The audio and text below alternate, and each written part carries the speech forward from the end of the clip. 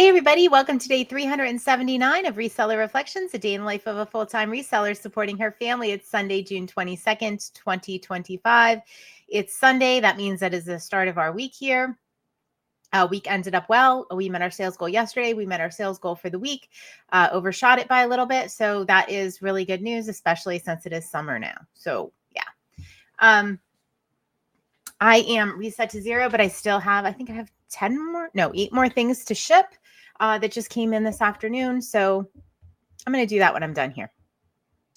Hopefully you are all reset to zero. I'm sure I'll have to reset again because we do our reseller reset Sunday nights in our Patreon group with our higher level members.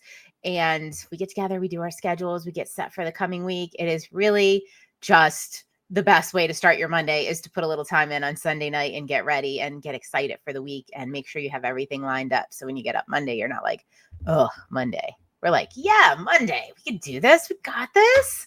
Yeah. So Fear 2.0, it is one that has been in the works for a while now. Man, I thought this was going to be a slam dunk. I was doing a lot of research, a lot of thinking, the first one on Fear 1.0, I had recorded, I don't know, maybe it's almost 2 weeks ago at this point. I will link it up in the show notes and at the end of this video as well. However, thought this is going to be a slam dunk. I got this. I can research fear and what it's, what it's all about. I asked you all to really put some thought into and notice when you are using the word afraid and notice what you are fearful of. And even those little things you're saying, I'm afraid, I ordered the wrong thing online. Even those little things, like where are you using afraid? Because they sneak up and it can really tell of a much larger fear that you have, maybe fear of mistakes, fear of failure, fear of doing the wrong thing. It can be very telling. Anyway, not as easy as I had anticipated. And the deeper I got into this, just the more difficult it became. So hang with me for a minute or two here, because I'm sure there's going to have to be a 3.0 because this is a deep one, guys. All right. So, the first thing I came across, I thought a lot about, what my fears were. Notice when I was using the word afraid, and that's tough. That's tough in and of itself. You kind of have to sit with yourself for a little bit, and you kind of have to avoid any and all distractions and really focus on what you are saying that about, what you are afraid of. And it is very, very uncomfortable to sit with that for a while. Just warning, I'm sure a lot of you have not done it because it's brutal. It's really rough to go that deep and think about what your fears are. Now, you all know I'm afraid of rodents and snakes, but those aren't the kind of fears. I'm talking about like more intellectual fears. And one of the things I came across that I hadn't heard before, but it was everywhere, is, fear is about something that will happen or you think will happen. It is about things that don't exist in the current moment. Generally, fear is projections into the future, and we are worrying about something that is not part of our current state of being. And that struck me, right? All right. So fear is not generally, we're talking about intellectual fears, something that is with us in the moment. It's not something that is currently happening. It is all future based for things that may or may not happen. And I was like, shoot, I say the serenity prayer all the time, about things that are in our control and not worrying. But, fear is absolutely a part of that.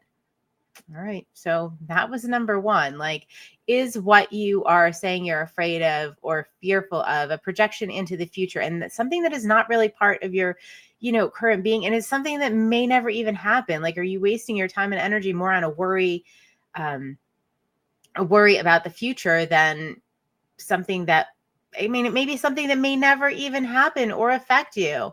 I always tell my kids, especially my daughter, like, you're worrying 10 steps in advance. Like, let's just do the next thing.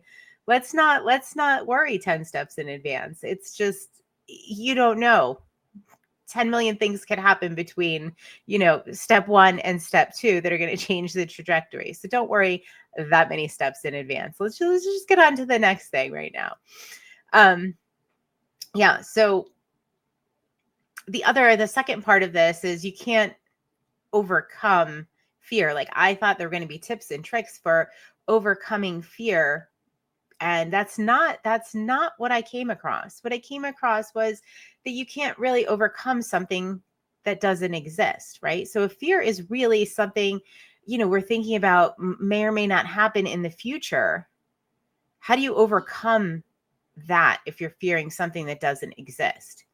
You can't really. It's an impossible task. And one piece of research actually said that, fear can prevent us from focusing. I know a lot of us have been really, really working on focus recently. And, that fear can prevent us from focusing on what is in front of us and focusing on the things that need to be done now and the things that will actually help our current state of being. Because we're putting all of our energy into that fear of something that may or may not happen, something that exists possibly in the future. And it takes away from our focus on the present moment. I had never thought about fear as like a roadblock to focus. Wait, what? Oh gosh. So already my head is just like, woo. Yeah. And the last piece, because I'm going to end this on 2.0 and I'm going to eventually move to fear 3.0 reseller reflections, is that you don't really overcome fear. Number one, because it's generally something that is in the future. It doesn't exist. You can't really overcome it. But like, you're feeling fearful in the moment. And what research and what, documentation is showing is that everybody has fear, right? Our fears are there. Hopefully you know what they are, and you can address that and sit with that and figure out if it needs to be a fear. But it's not that you overcome fear. The fear is always there, right? People that, move forward. Like, what's the difference between, it's not like one person, let's say one person like stays in the same spot and one person like rises to whatever their success level is. These two people have generally the same level of fear. So what's the difference? What is the difference? Because the fear is there. You don't really overcome it. It's always going to be there.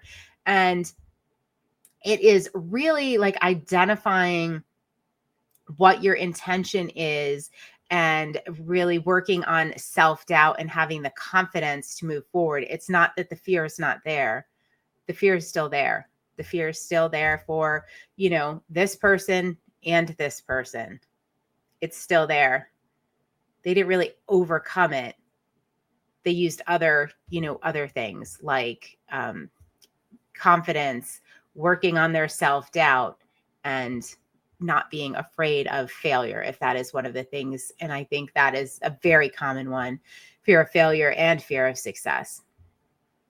So that's what I have on fear. One of the ways that you can start to become more aware of your fears, and I'm really lucky because I get to do this reseller reflection, and I get to give myself like this whatever online therapy. But yeah, is to start like being more self-aware and start saying it out loud. Like, when you say something out loud, it kind of gives it legs and it kind of gives it truth.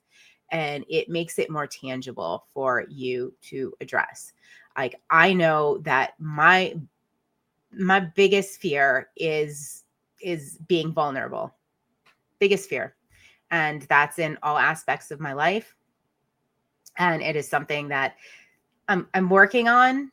I'm saying it out loud to you guys. I'm giving it legs. I've been addressing it, but definitely my biggest fear, and super uncomfortable to sit with. So I don't know. What's yours? You don't have to put it in the comments. But if you want to give it legs and you want to send me a message, go ahead, do it. Or you can join our Patreon, our mastermind group. We talk a lot about these kind of things, and we're not afraid to dive in. So I hope everybody has a wonderful night, and I will see you on day 380 of Reseller Reflections. Night, night.